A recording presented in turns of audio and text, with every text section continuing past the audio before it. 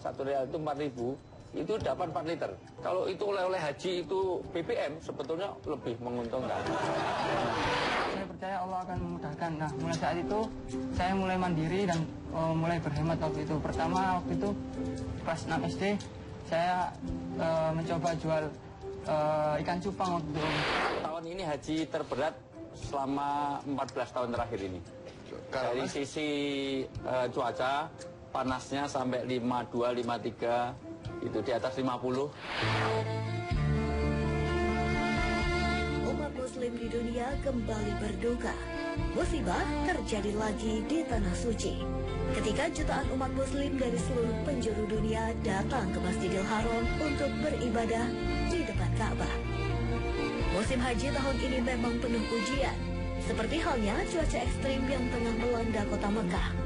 Dan cuaca itu pula yang memicu musibah jatuhnya kren raksasa yang menyebabkan jatuhnya banyak korban. Setidaknya lebih dari 100 jamaah meninggal dalam keadaan syahid. Setelah musibah jatuhnya kren, kabar memilukan kembali menimpa Tanah Suci. Kali ini musibah terjadi di Mina ketika para jemaah ingin melempar jumroh. Banyak korban berjatuhan saat tragedi ini. Sudah kali ke-7 tragedi ini terjadi di Mina dan merupakan peristiwa terburuk dalam 25 tahun terakhir.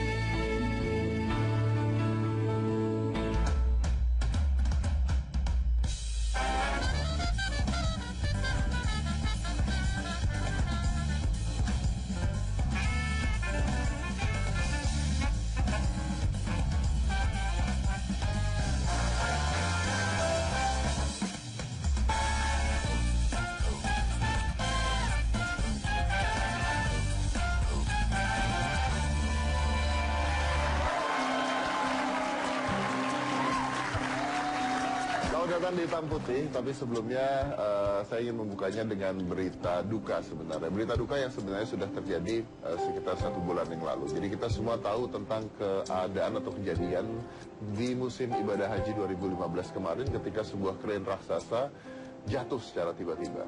Setelah itu terjadi lagi yang disebut dengan peristiwa Mina, di mana terjadi ratusan korban, dan kita juga tahu bahwa banyak mereka dari Indonesia juga termasuk korban dari 2 kejadian tersebut.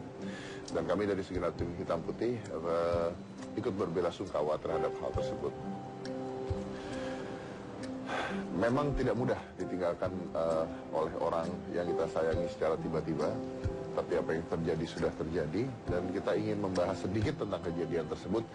Apa yang benar-benar terjadi dan bagaimana pengalaman mereka yang pada saat itu ada di sana. Langsung saja, ini adalah Ustadz Wijayanto yang baru saja pulang dari ibadah haji 2015. Ustadz Wijayanto.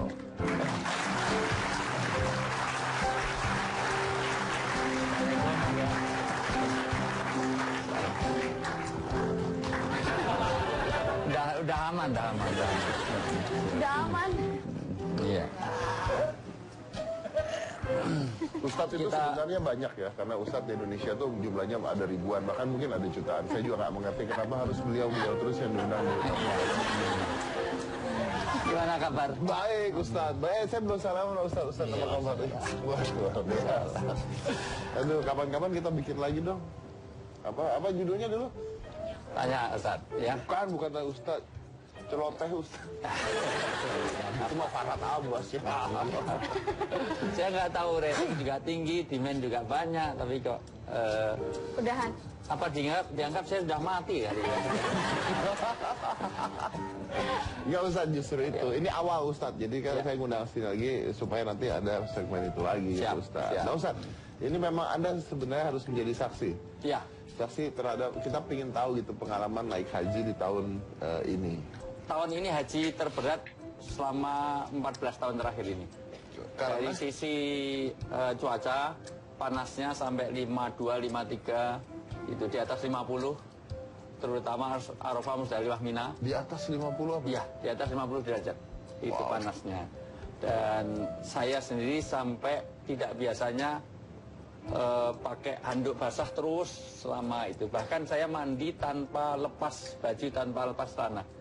karena panasnya. Jadi mandi begitu, terus keluar paling 15 menit sudah kering sendiri. Itu semuanya. Karena memang saking panasnya itu. Kedua juga ini banyak faktor yang harus saya terangkan mengenai krain kalau misalnya tentang kejadian krain. Krain ini sudah no operate, tidak operasi karena itu memang sudah nggak operasi. Sudah nggak operasi, sudah selesai pengerjaannya itu untuk lantai 7 dari SAI. Jadi SAI ini ada beberapa lantai. Awalnya hanya 3 tapi ditambah semuanya jadi lantai ke-7. Dan kebetulan ini krain terbesar yang ada di Mekah. Krain terbesar, tertinggi, dan tapi believe or not, satu-satunya krain yang jatuh itu warnanya merah putih. Yang lain itu krain banyak tapi warnanya kuning. Kok tiba-tiba cuma merah putih? Ada apa? Tapi nggak usah dihubung-hubungkan. Ini nggak ada kaitannya dengan bendera kita ya. Tapi serius merah putih ya. Itu satu. Kedua, krain ini sudah tidak operate.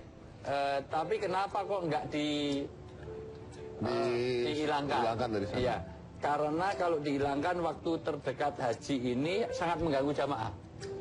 Karena jamaah sudah banyak berdatangan. Kebetulan saya datang itu pas ada badai. Jadi saya tapi badai nggak ada kaitan dengan saya. Karena sebelumnya sudah ada juga hujan es segala macam. Tapi saya datang pagi, sorenya badai yang luar biasa, di mana di situ kencang sekali angin itu. Kalau badai memang kencang, Ustaz. Kalau blower kecil. Blower kecil. Jadi blower besar itu badai. Ya. Ka'bah itu di antara gunung. Jadi dikelilingi gunung. Sehingga sangat mungkin memang putaran besar sekali angin itu ya. Dan paling besar memang ya di tempat krain itu jatuh. Krain itu safety sebetulnya. Karena sudah tidak, kalau nggak ada badai ya tidak akan jatuh. Jadi jatuh karena badai ini. Karena badai. Betul, murni karena badai. Dan tetapi tetap dianggap kelalaian karena kerajaan Saudi pun menjatuhkan sanksi kepada Bin Laden. Bin Laden Group itu adalah yang membangun itu semuanya. Gitu. Keluarganya Osama Bin Laden. Sehingga memang sekarang disanksi tidak ada lagi tender-tender yang diberikan kepada Bin Laden sebagai sanksi kelalaian.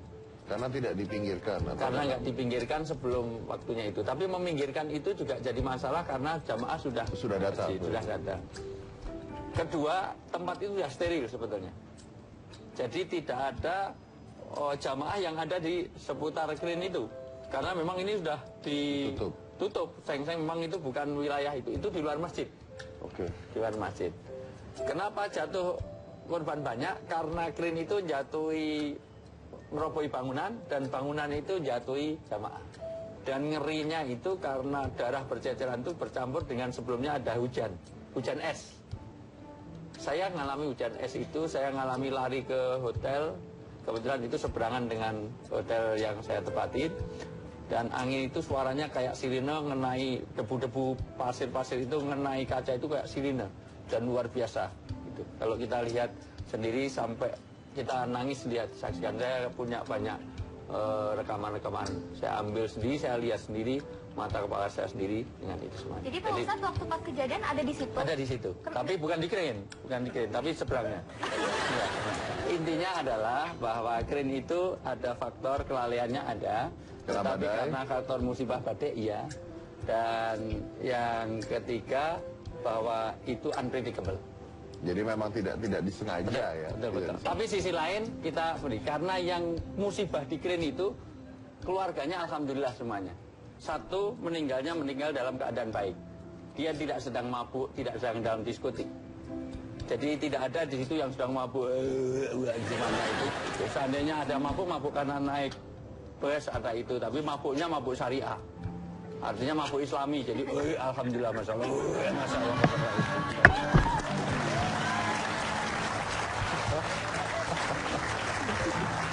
Itu sama. Yang kedua, jelas dan dinyatakan resmi pemunggungan kerajaan dari sana, ganti ruginya 4 miliar.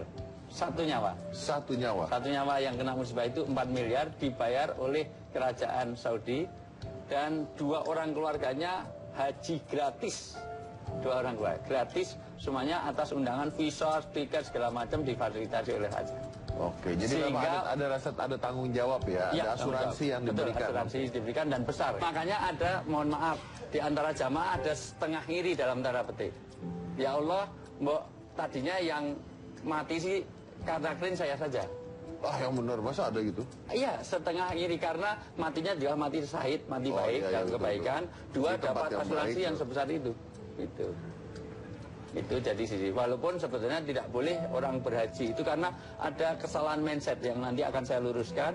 Banyak orang yang berdoa supaya mati di dalam keadaan haji. Itu nggak boleh. Itu banyak kan orang berpikir seperti itu. Itu keliru. Itu salah. Itu salah. Jadi kalau ada orang berhaji pengen ya Allah matikan saya di dalam haji, keliru. Tapi kalau matikan saya dalam kebaikan, boleh. Artinya mati dalam keadaan dia memang sedang ibadah, sedang berbuat baik, sedang... Tapi tidak melulu menggunakan... Melulu karena haji. Karena haji. Iya. Ya, karena haji juga, di Indonesia kan haji banyak. Apa itu? Haji, mohon maaf, ada haji karena haji tomat. Berangkatnya tobat, pulangnya kumat.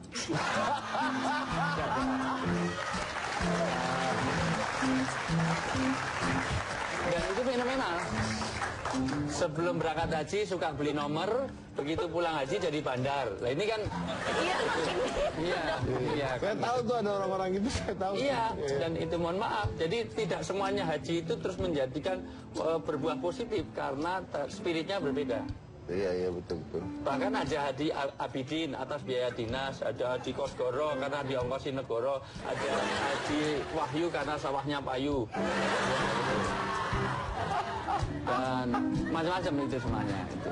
Nah, kalau musibah di Mina gimana? Ini complicated, bukan single faktor. Jadi supaya saya secara objektif tidak ada yang mendiskreditkan siapapun, karena saya juga ikut ngalami mengevakuasi beberapa jenazah. Tetapi ada, kalau mau secara objektif, ada banyak yang terlibat atas andil kesalahan itu. Jadi Mina itu bukan single faktor.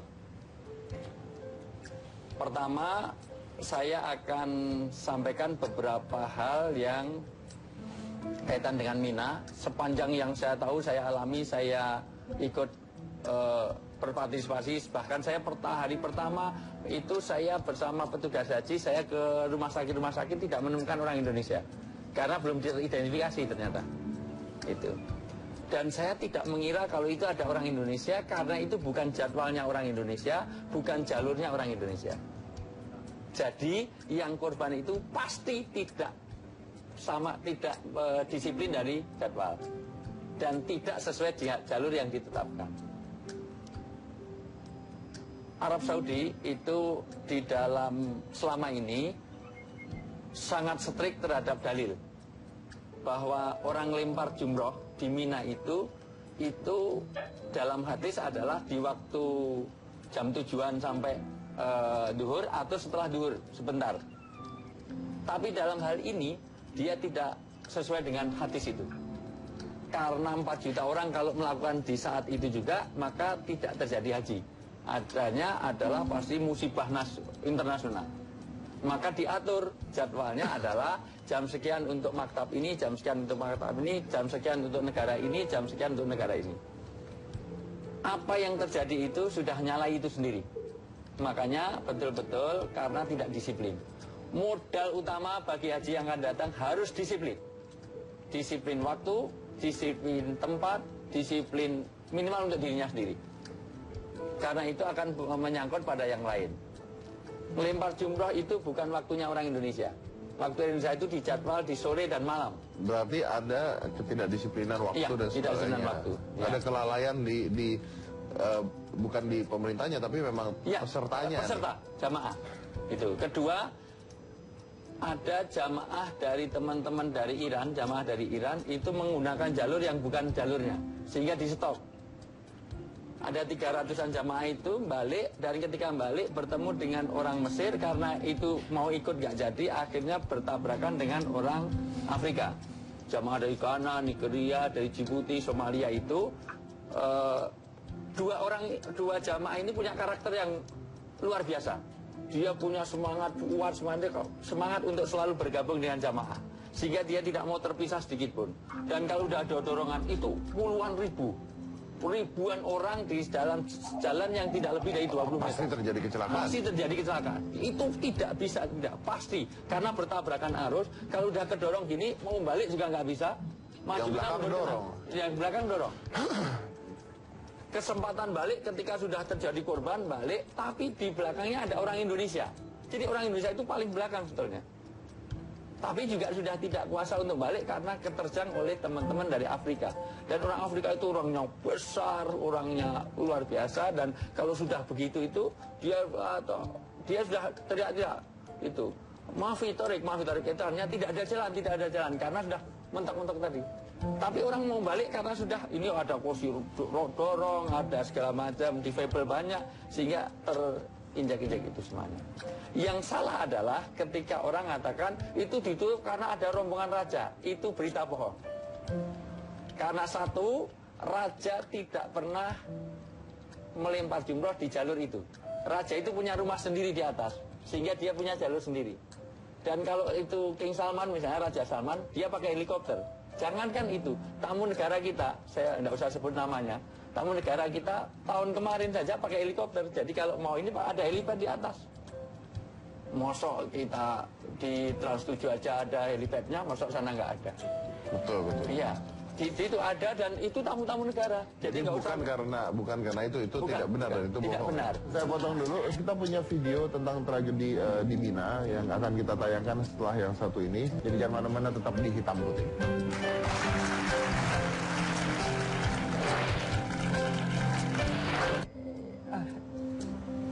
Gimana ya?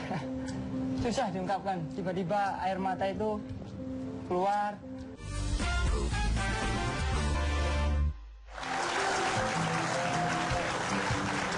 Baik, sebelum saya lanjut lagi, kita akan lihat dulu apa yang terjadi di Mina pada saat itu. Kita memiliki sebuah video gambaran apa yang terjadi di tragedi Mina. Silakan.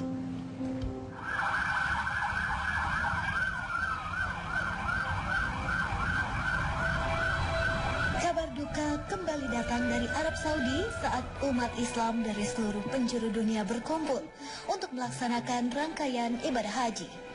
Setelah insiden jatuhnya krain di Masjidil Haram yang menyebabkan ratusan orang meninggal dunia, Tanah Suci kembali berduka dengan tragedi Mina saat lempar jumroh yang kembali terulang pada Kamis pagi 24 September 2015. Kejadian tersebut terjadi sekitar pukul 7.30 pagi waktu Arab Saudi pada saat jemaah akan melakukan lontar jumroh Aqobah. Peristiwa bermula karena adanya jemaah yang tiba-tiba terhenti di Jalan Arab. Karena terhenti itulah membuat jemaah yang berada pada barisan belakang mendorong jemaah yang ada di depan sehingga perdesakan dan banyak perempuan serta orang tua yang jatuh menjadi korban.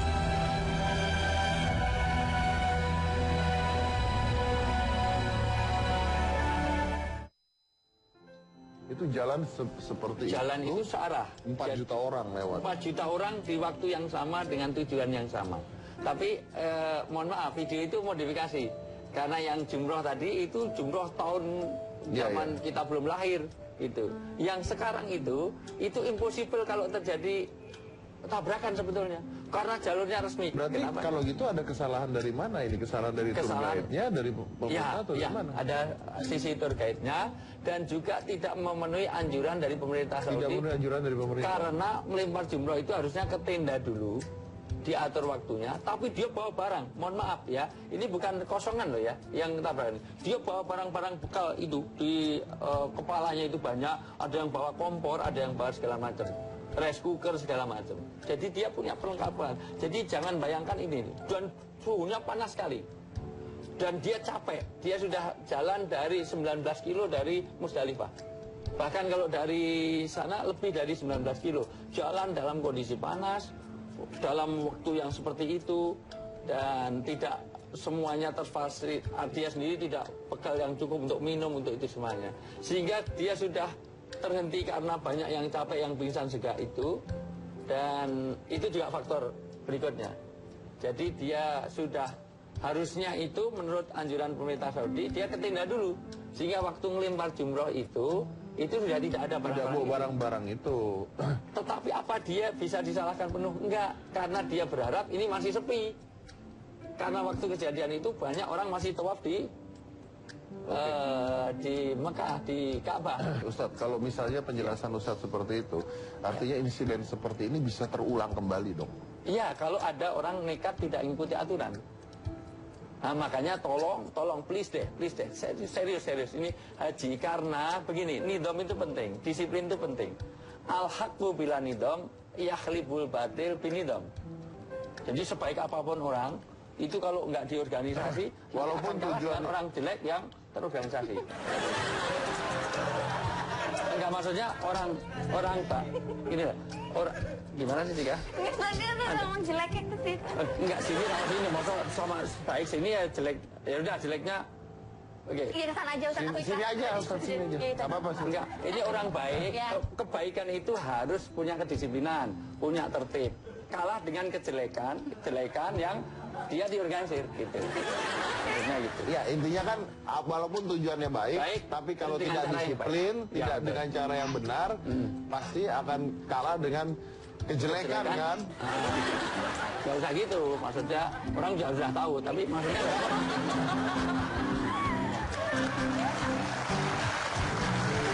Ustaz, tapi kalau bicara tentang yang baik-baik, saya mau mengundang, ini lagi terkenal karena disebut dengan haji termuda di tahun 2015. ya. Dia nabung sejak SD untuk menunaikan ibadah haji. Subhanallah. Berarti tujuannya baik. Ya. Dapat merasakan ibadah haji merupakan impian bagi setiap umat muslim. Seperti halnya seorang remaja asal Surabaya, Muhammad Ilham Muqarrabin, yang berusaha menabung sejak dini untuk bisa berangkat ke Tanah Suci. Keinginan kuatnya berangkat ke Masjidil Haram dimulai sejak kelas 6 SD. Jamaah haji termuda tahun 2015 tersebut memang tidak mengandalkan uang saku sekolah untuk ditabung. Namun sejak SMP ia gemar berwirausaha seperti berjualan pulsa, jual aksesoris hingga mendirikan distro kecil-kecilan untuk membiayai dirinya pergi haji. Ini adalah Ilham Muqarrabin.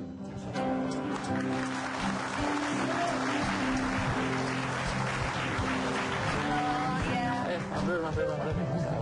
Oh, Ilham. Ya, ini dari gelangnya aja, gelang haji. Jadi sebenarnya tertibnya memudahkan identifikasi. Ini ada nomor paspornya, nomor paspor, ada namanya, ada asalnya Indonesia. Indonesia pakai bahasa Arab di situ, ada bahasa Indonesia juga ada. Nomor paspor semuanya ada. Ya, gitu. Jadi kalau sama-sama mati, diidentifikasi lebih cepat ini daripada yang sini. Karena nggak ada nomor paspor kan di situ. Gitu. Besok tolong digrafir dong nama. Ya. Kamu kalah. Ya, alhamdulillah Ilham. Lancar kemarin. Alhamdulillah. Di kloter berapa, maktab berapa? Kloter 5 waktu itu. Kloter 5, Maktab 62. 60. Pasti di bawah 100.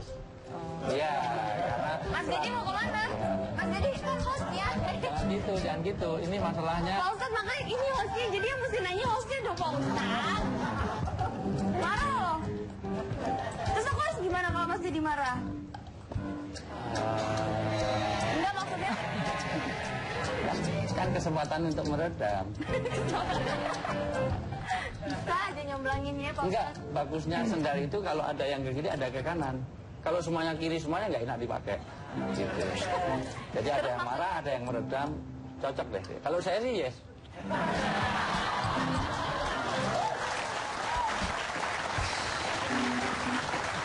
Yaudah, saya berikan Ustadz untuk bertanya, Ustadz, silakan. Udah selesai. Saya lanjut ya, Ustadz. Yang belum dijawab tadi, aman, lancar ya. Alhamdulillah. Udah selesai. Enggak, Ustadz tanya, beneran Ustadz tanya. Apa pengalaman waktu berhaji pertama kali ini? Itu pengalaman yang alhamdulillah tidak bisa saya ungkapkan dengan kata-kata. Di sana ketika melihat Ka'bah itu rasanya semacam gimana ya? Susah diungkapkan. Tiba-tiba air mata itu keluar, teringat dosa-dosa yang udah pernah saya lakukan dan teringat semacam rasa kayak hidup ini seakan udah nggak akan lama, seakan-akan ya hidup ini cuma sementara. Yang saya rasakan ya tidak tahu umur kapan pasti kita semua akan mati. Yang saya rasa enggak itu. Jadi tidak bisa diungkapkan dengan kata-kata. Pada diam semuanya. Nanya, Mas Dedi nanya. Saya lebih malu karena Ini pada diam semua. di usia semuda ini aja dia sudah merasa bahwa banyak dosa, apalagi seusia setua saya. Terus terang saya itu sudah lebih dari 40 kali lihat Ka'bah itu. Karena umroh saya lebih dari 40 kali. Saya pun tetap ikut menangis. Lah kalau seusia masih 18 saja sudah menyesali dosanya, apalagi seusia saya kan 18 lebih. Lebihnya banyak. Lebihnya 22. Banyak banget sih. Lebih 28 lebih. Iya ya. Ya. Jadi 2 kali lipat lebih, apalagi saya. Jadi memang kalau pertanyaan pengalaman itu setiap tahun punya pengalaman yang berbeda. Kali ini aku serius. Padahal saya udah nunggu di sepen. Masalah umur. Oh, iya. Nah, terus tapi gini Ustaz, dia itu nabung dari SD loh buat naik haji itu nabung dari SD. Kok bisa dari SD udah kepikiran bahwa saya harus naik haji, saya nabung duit sendiri supaya naik haji? Jadi gini Om, singkat ceritanya pada waktu tahun 2009, waktu saya kelas 5 akhir mau naik kelas 6 SD, ayah sama ibu saya itu membicarakan untuk daftar haji waktu itu. Terus saya ikut nimbrung, saya bilang, Bu, ya kalau misalkan nanti mau berangkat haji, saya ikut. Terus ibu bilang, kamu kan masih kecil, masih berapa tahun? Bu, saya juga pengen berangkat nanti ketika waktu itu nunggu 5 tahun kan. Nah, waktu mungkin nanti ketika jangka waktu nunggu 5 tahun kan umur saya sudah 18 tahun. Nah, insya Allah saya juga udah balik waktu itu, insya Allah ketika umur 18 tahun. Terus ayah bilang, ini dana yang digunakan untuk daftar haji juga mepet waktu itu. Gimana caranya kalau kamu pengen, kamu harus berhemat. Gimana caranya juga kamu harus bisa mandiri waktu itu. Oke, ketika itu saya berpikir, oke, bismillah ya Allah. Kalau misalkan saya berniat untuk berangkat haji, insya Allah saya percaya Allah akan memudahkan. Nah, mulai saat itu saya mulai mandiri dan mulai berhemat waktu itu. Pertama waktu itu kelas 6 SD saya mencoba jual ikan cupang waktu itu Om. Ikan cupang saya beli 25.000 di pasar ikan, itu dapat 10, saya jual 5.000 per ekor kan lumayan untung, lumayan waktu itu untungnya. Terus ketika beranjak SMP saya beralih ke jualan pulsa, bisnis pulsa waktu itu, ya kecil-kecilan dalam skala kecil lah. Pulsa setelah kelas SMP juga kelas 2, pertengahan kelas 1 kelas 2 itu ada mahasiswa yang menawari saya, kamu mau bantu saya? Bantu apa Mas? Ini jualin aksesoris, gelang, distro dan lain sebagainya. Oke Mas, gak apa-apa. Saya masih ikut dia waktu itu. Terus lambat-lambat ke kaos distro waktu itu saya jual. Alhamdulillah uangnya juga bisa saya gunakan untuk ya keperluan dan lain sebagainya. Oh, ini endingnya jualan batu aki. Iya. Oke, terus lanjut. Ketika SMP kan jual pulsa, distro, akhirnya saya buka sendiri waktu itu online. Saya buka di rumah kecil, skala kecil masih Om, skala kecil.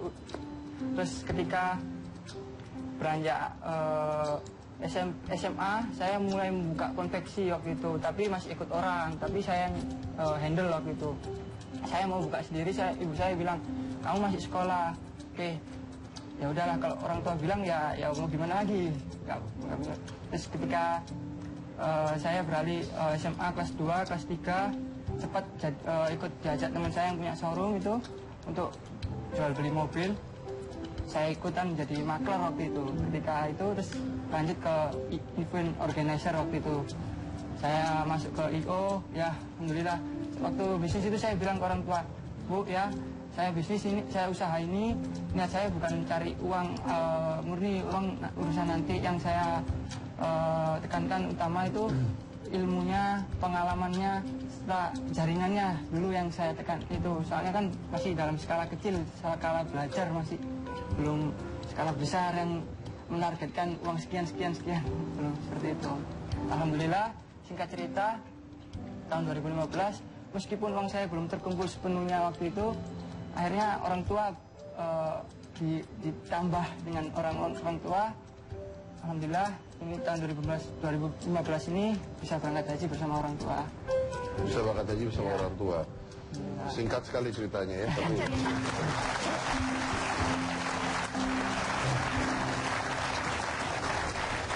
Wah, apa nih ilham yang dipanjatkan? Ustaz, nama Oh, itu Ustaz Ustaz mau mau nanya. ngomong. Ya, silakan Ustaz, sorry.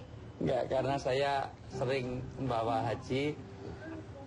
Banyak sekali betul-betul haji ini adalah diperjalankan oleh Allah. Sulit dilogika kadang-kadang. Anak seusia begini sudah punya rezeki seperti itu. Bahkan demikian juga saya punya jamaah yang luar biasa. Singkat saja, dia itu ketika itu ada orang mau pamitan haji, dia ikut pengajian namanya ratiban. Ratiban itu adalah pamitan haji. Diceritain tentang kejadian-kejadian yang tidak masuk akal, dia itu hanya pinter-pinternya Ustadz cerita. Oke, sampai tengah malam dia pulang di Jawa Timur, ini jamaah saya haji. Akhirnya dia naik sepeda ondel itu terlalu di tengah, karena takut kalau pinggir-pinggir banyak jalan rusak kan di tengah. Akhirnya dia keserempet mobil. Yang serempet mobil ini adalah anak seorang menteri, nggak usah saya sebut namanya, saya kenal. Akhirnya dia pingsan, dan setiap dia siuman, dia katakan haji. Akhirnya anaknya menteri itu bilang gini, oke, daripada saya di penjara karena kamu nanti mati kalau saya tabrak, kalau kamu sembuh, bisa sadar kembali, saya kasih tiket haji pulang pergi. Dan dengar itu, 2 hari kemudian sembuh dia. Dan dia bisa haji atas sepeda ontel tadi. Maka teman-teman yang ada di studio, kalau pengen cepat bisa naik haji, nanti pulang ke sini, tolong di tengah tol itu naik sepeda ontel. Iya. Kita tanya apa yang doa? Iya, doa apa yang dipanjatkan pas di sana? Doa banyak sekali sebenarnya, cuman ya beberapa lah yang sering saya minta waktu itu. Rabbana atina fid dunya hasanah wa fil akhirati hasanah wa qina adzabannar. Di dunia supaya bahagia, di akhirat juga bahagia. Ya. Di dunia dapat rezeki yang cukup, jodoh, Ya. itu semua. Itu juga minta jodoh gitu juga. Ya mungkin. Ya siapa tahu berjodoh maksud saya. Karena ada yang pengen berjodoh tapi belum.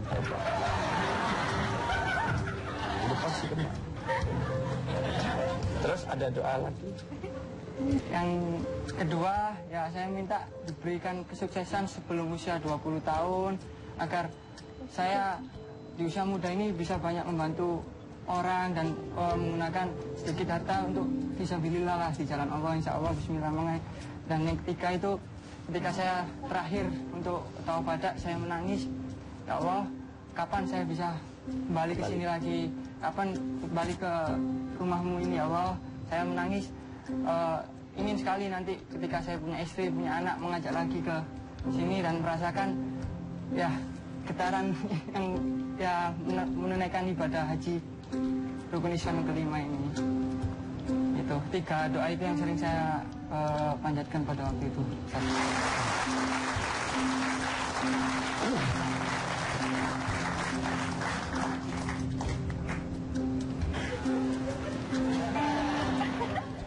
Ini ada yang mau nanya nggak? Ada, saya mau nanya. Oh iya. Saya mau nanya. Jadi kan tadi kan mudah-mudahan kalau punya anak istri berangkat haji bareng ya. Iya. Iyalah, itu harus diingat, anak istri itu harus diingat jadi nomor 1. Jangan kerja anak istri ditinggal di kota lain, itu mah nggak bagus. Ya. Itu harus diingat. Ada pertanyaan lain nggak?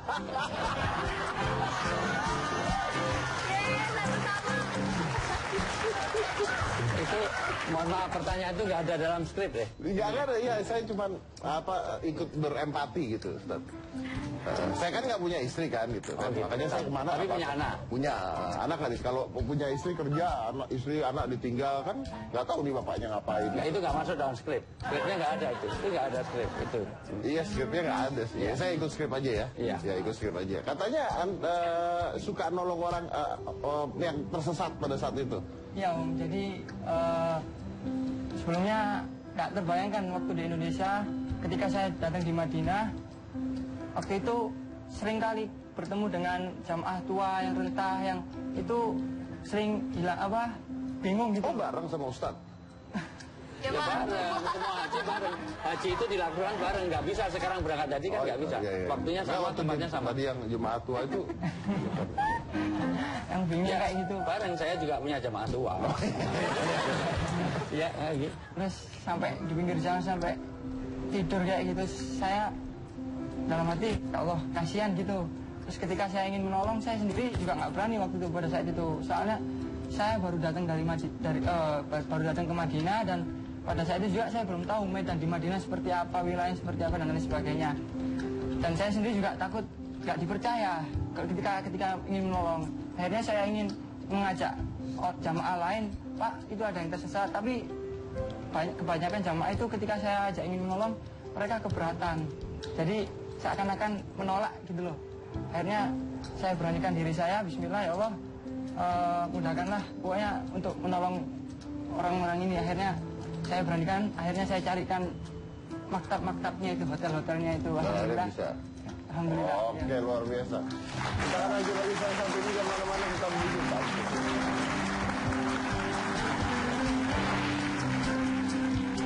Saya itu di sana dipanggilnya Ustadz Hitam Putih loh. Gitu, padahal saya sudah jarang diundang di sini. Tapi Ustadz Hitam Putih, gitu.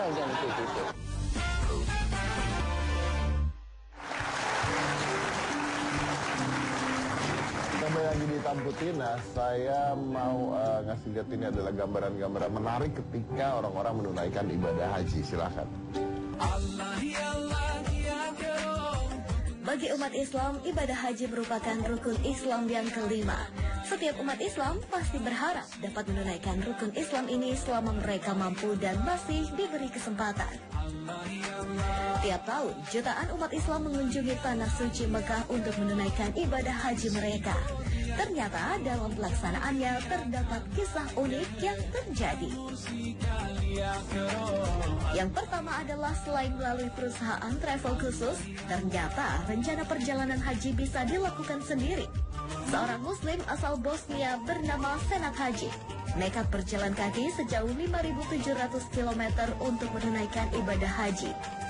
Mungkin hal ini pernah dilakukan oleh peziarah Islam pada ratusan tahun yang lalu. Tetapi di zaman modern seperti sekarang ini, tentulah yang dilakukan Senat Haji sangatlah unik.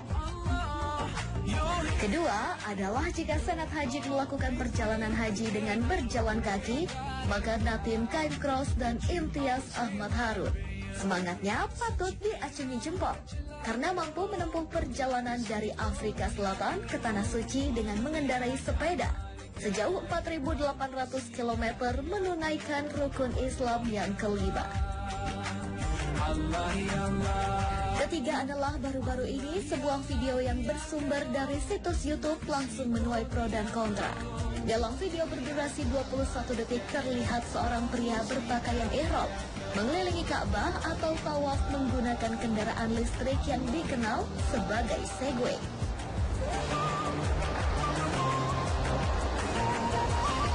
Sama seperti umat Islam lainnya, mantan Presiden Iran Mahmud Ahmadinejad sangat bersyukur saat diberi kesempatan untuk melaksanakan ibadah haji pada tahun 2007 lalu.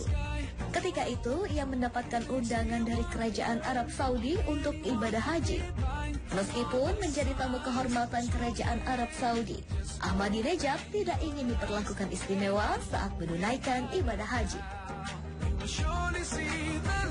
Dan kemudian yang terakhir adalah seorang jemaah haji asal Indonesia bernama Badri Mir yang menarik perhatian sebuah media ternama di Saudi. Badri menjadi inspirasi karena terus menggendong ibunya selama prosesi ibadah haji. Media yang memberitakan kisah Badri adalah akhbar24.argam.com. Mereka memberi tajuk, jemaah haji asal Indonesia menggendong ibunya selama hari-hari haji.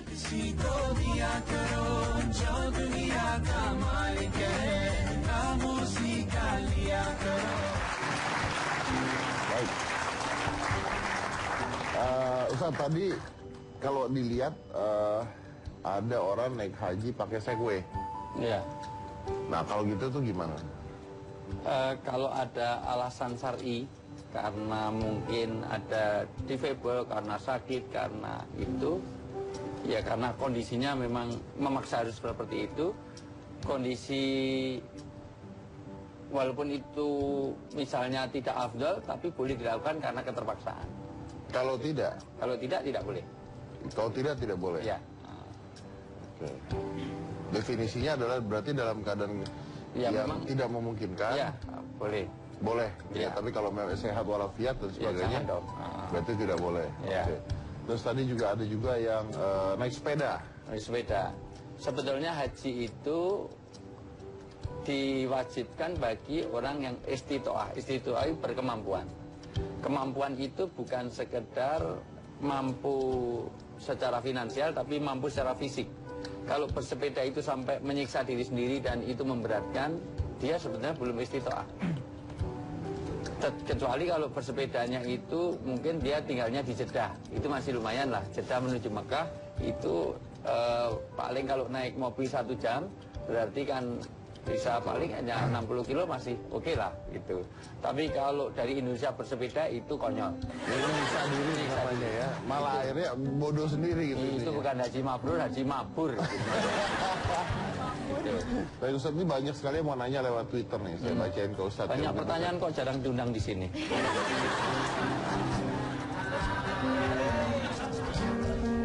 Ini yang nanya sih sebenarnya 1 orang Ustaz, tapi banyak gitu. Oh pertanyaan. gitu ya. Ini Ustaz, boleh nggak Pak Ustaz kalau haji itu diwakilkan? Ada 2 pendapat karena ada satu hadis begini. Ada seorang ibu, orang tua, ya Rasulullah saya punya orang tua. Orang tua itu punya tabungan mau haji tapi dia meninggal. Maka kata Nabi, ya tabungan itu hajikan. Karena dia sudah menabung kan, itu. Jadi menggunakan fasilitas yang memang sudah diniatkan itu. Orang tua kepada anak itu boleh dalam kondisi seperti itu. Atau orang tua mau niat haji, meninggal, padahal sudah ada niat haji, maka warisannya bisa untuk menghajikan. Tapi syaratnya semua ulama sepakat, orang yang menghajikan itu harus sudah haji. Oke, jadi dia harus sudah haji dulu. Ya, pribadi itu. Oke.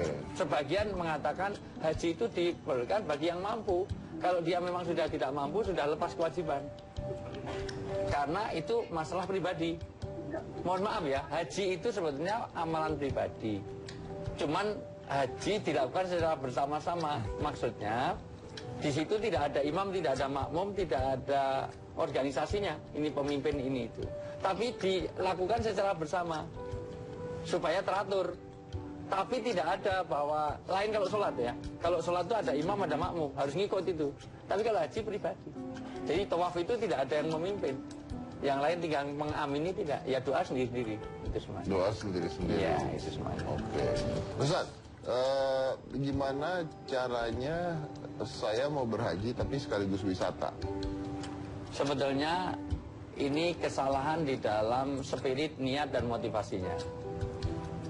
Innamal a'malu biniat. Amal itu tergantung niatnya. Allah hanya menilai sesuai dengan niatnya. Kalau haji sambil dagang boleh, yang tidak boleh kalau dagang sambil haji. Maksudnya haji selesai nanti sambil mampir ke mana Jeddah, kulaan ini segala macam. Di sana pasir itu murah sekali. Kalau mau kulaan pasir murah, BBM juga murah. Di sana. Iya. Ya, Pasir BBM, apalagi ya? Pasir apalagi. Premium itu solar saja. Solar itu 1 real itu 4.000, itu dapat 4 liter. 4.000 4 liter. Ah ya, sekarang jadi taruhlah naik jadi 2 liter, jadi cuma 2.000 rupiah. Kalau itu oleh haji itu BBM sebetulnya lebih menguntungkan. Ya, jadi antara maksud dan mau'ud. Di dalam bahasa Arab ada maksud, ada mau'ud. Maksud utamanya harus haji. Bahwa ada sampingannya, bonusnya silahkan. Nanti dapat oleh-oleh, dapat itu. Jangan sampai haji. Kenapa haji mau kulaan? Ya, Gitu kan? Intinya begini, pada saat naik haji, terus selfie, nggak apa-apa. Nggak apa-apa. Tapi jangan ke sono gara-gara gue pengen selfie nih, di belakang gue Mekah nih, biar buat itu keliru. di sosmed gitu kan. Apalagi hanya untuk pamer. Untuk pamer. Itu segala macam itu. Ustaz pernah selfie Ustaz di situ Ustaz? Saya nggak bawa kamera sengaja supaya kalau saya bawa kamera saya jarang ada Handphone kan ada kamera juga. Iya, tapi maksud saya kalau orang lain yang bawa kamera kan saya akan ada di semua kamera. Nah, Oh iya. apalagi pembimbing, pasti diajak orang sama-sama. Ustadz Hitam Putih, Ustadz Hitam... Serius, saya itu di sana dipanggilnya Ustadz Hitam Putih. Itu padahal saya sudah jarang diundang di sini. Tapi Ustaz undang itu, kita undang itu gitu. Itu serius tanya gitu. Ustaz terakhir, Ya. kriteria haji mabrur itu seperti apa sih? Prinsip ada 4. 1, niatnya benar. Niatnya benar, sama seperti tadi ya, niatnya adalah naik haji. Haji di Indonesia itu untuk privilege, bahkan untuk sengaja untuk prestisius. Betul. Bahkan untuk seolah-olah penghapus dosa. Jadi seolah-olah malaikat itu dibodohin sama orang Indonesia. Korupsi banyak terus haji. Jadi malaikat bingung ini mau dicatat baik tapi kok korupsi lagi. Ini malaikat bingung loh ini. Paling bingung itu malaikat kalau ngelihat haji koruptor itu. Udah haji kok pakai uang korupsi itu mau dicatat. Oh, tapi kok hasil uangnya dari situ. Itu bingung banget loh itu, bingung banget itu. Saya bayangkan kalau jadi malaikat tuh pusing banget Tapi lihat kan dia orang. naik haji, Ustaz. Iya, tapi kan dari uang nggak benar. Itu. Jadi sama dengan dia itu nanam pohon tapi disiram minyak. Karena harusnya dengan air, ini pakai minyak. Jadi dia haji tapi pakai uang korupsi. Maka niatnya benar dulu, kedua uangnya tadi. Uangnya bersih. Tidak dari SD tuh. Bagus. Daripada korupsi. Iya, Namanya itu. Kalau dibayarin orang buat gaet gimana? Dapat tapi ya enggak sebanyak ini. Artinya pahalanya enggak banyak. Mabrur nggak itu, Ustaz?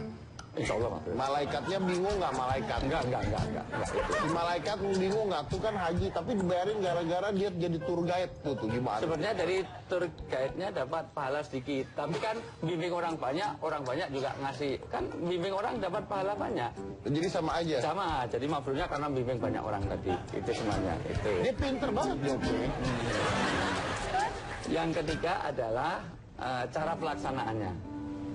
Mohon maaf, kalau kita haji tapi nggak tertib, harusnya tawaf tuh ke kiri, dia ke kanan sendiri. Itu semuanya. Itu kan tidak sesuai dengan caranya, karena nanti Itulah yang terjadi tragedi Mina. bisa juga terjadi, karena kalau itu modusnya biar ada kekacauan, karena ada konflik politik, bisa-bisa jelas hajinya nggak mabrur. Kalau sampai mencelakakan orang lain, segala macam itu. Yang terakhir adalah setelah haji, pasca haji. Pasca haji itu dia harus satu, hubungan baik dengan Allah, hubungan dengan sama. Kalau habis haji kok bakhil pelit, jelas itu bukan haji mabrur. Haji itu harus semakin dermawan. Haji itu harus lebih banyak soalnya. Karena haji itu di rukun kelima itu untuk menyimpulkan semuanya. Ada syahadat, sholat, puasa, zakat. Artinya orang setelah haji itu sholatnya harus lebih baik, dia keimanannya harus lebih baik, dia lebih takut pada Allah daripada takut polisi, segala mana, takut pada kejaksaan, takut pada itu KPK. Yang keempat, dia harus bisa menahan diri, dia lebih sabar, dan dia harus zakat. Artinya dia harus lebih dermawan. Jadi intinya jangan naik haji cuma buat title. Betul, itu. Itu pun kadang-kadang diundang nggak datang karena undangannya kurang hal. Ditulis. Sudah saya tulis haji saya 3 kali, ayo.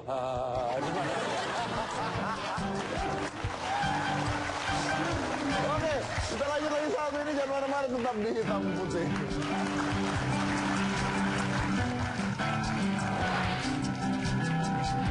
Kita bicara kaitan dengan tragedi Mina dan juga musibah keren di musim haji, maka kita khususkan juga doa ini kita alamatkan kepada mudah-mudahan yang meninggal husnul khatimah.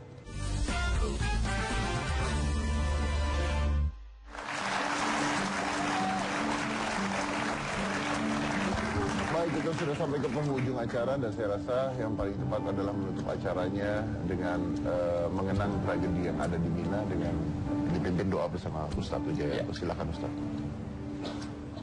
Doa umukhul ibadah, doa itu otaknya orang beribadah. Makanya apapun agamanya kalau dia nggak pernah berdoa berarti dia hidup tanpa otak. Secantik apapun kalau orang nggak ada otaknya pasti orang tidak mau menikahinya, tidak mau simpati pada dia. Oh, istri saya itu cantik tapi edan, pasti nggak mau. Demikian juga maka orang beribadah tapi nggak pernah berdoa itu nonsen, bohong banget. Maka setiap agama pasti otaknya intinya pada doa itu, dan doa tidak terkabul kalau hati kita kosong. Maka mari kita tundukkan hati, dan ada yang paling berhak untuk kita doakan adalah orang tua. Karena orang yang berjasa dalam hidup kita adalah orang tua kita. Maka tolong doa saya doa kebaikan dan jangan lewatkan orang tua. Karena kita bicara kaitan dengan tragedi Mina dan juga musibah keren di musim haji, maka kita khususkan juga doa ini kita alamatkan kepada mudah-mudahan yang meninggal husnul khotimah, menjadi syahid, meninggal dalam kebaikan, dan yang ditinggalkan menjadi kesabaran bagi keluarga yang ditinggal oleh saudaranya kena musibah itu. Dan itu bukan siksa, bukan adab, itu bagian dari cara Allah untuk mensurgakan dia. Mudah-mudahan acara ini juga membawa keberkahan, kemanfaatan, dan doa saya tentu sekaligus untuk para keluarga korban. Mudah-mudahan ikut menyaksikan ini dan keluarga ya teman-teman Mas Ilham ya, dan juga hajinya jadi haji yang mabrur. Bismillahirrahmanirrahim. Alhamdulillahirabbil alamin. Hamdan syakirin, hamdan naimin, hamdan yuwafi ni'ama wa kafi mazidah. Ya Rabbana lakal hamdu kama yanbaghi jalibi wajhikal karim wa adimi sultanik. Allahumma ighfir lana wa liwalidina warhamhum kama rabbauna shighara. Rabbana hab lana min azwajina wa dzurriyyatina qurrata a'yun waj'alna lil muttaqina imama.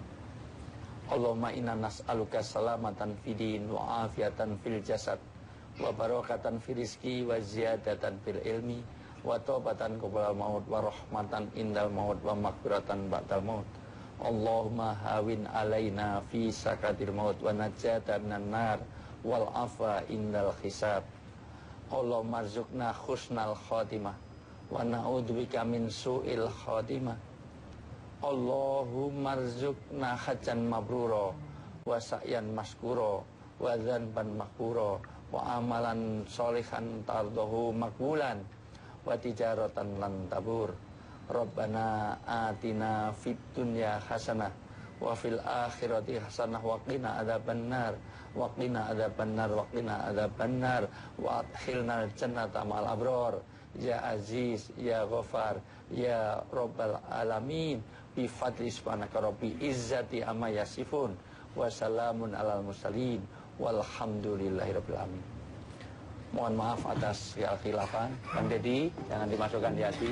Itu bagian dari ya strategi untuk Kembali ke hitam putih. iya, mudah-mudahan itu. Saya sih nggak pernah masukin ke hati, apalagi yang ini. Kalau yang dulu-dulu saya udah masuk ke hati Oh sebenarnya. ya sudah. Jadi terima kasih banyak Ustaz sudah hadir di Ya. sini. Terima kasih. Terima kasih. Kamu juga luar biasa sekali ya. Mudah-mudahan sukses terus ya. Dan tadi kalau kita lihat dari perjuangannya dari SD ngumpulin uang sampai